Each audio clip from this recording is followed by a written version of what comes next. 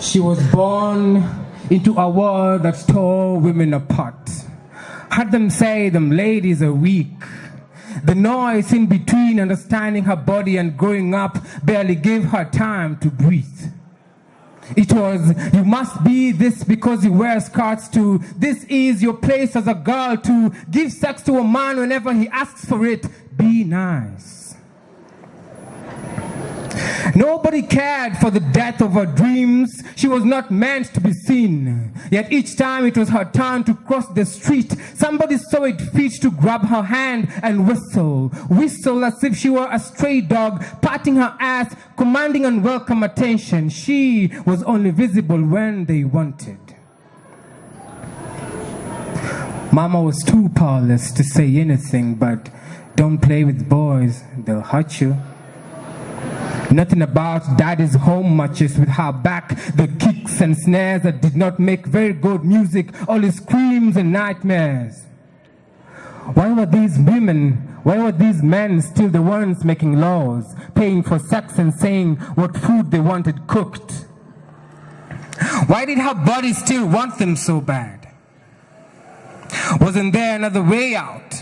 To live away from the burden of being a woman, whose own body still felt like a foreigner's because strangers decided what she must do, what she shouldn't do with it. Her cycles of blood muted for a while. She remembered the curse of that neighborhood boy spilled into her with his blind, angry rod that fateful evening after school. Rape is ugly, but for some reason these boys like it. Her stomach came of age with time. She feared the scorn of her family, ran away from home. The distant church felt like an old childhood friend who had no interest in rekindling yester memories of laughter and merry Sunday mornings. Something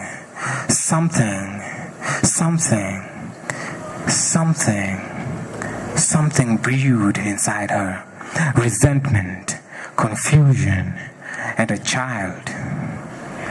One night on the news, they said mothers are dying in hospital, giving birth to their babies, the babies they hoped to live for. Where will women be tomorrow if they all die today?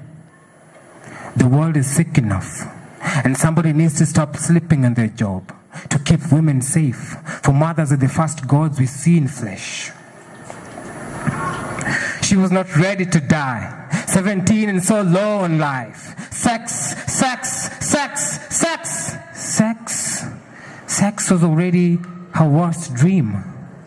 Didn't know who to report the neighborhood boy to. He went about his business like he'd done nothing to cause earthquakes. Doctor at the hospital said abortion was illegal. He didn't want to go to prison. They only do it to women at risk of death and something like that. She couldn't remember much. But she didn't want to be a mother. She wasn't ready. She hadn't even known herself.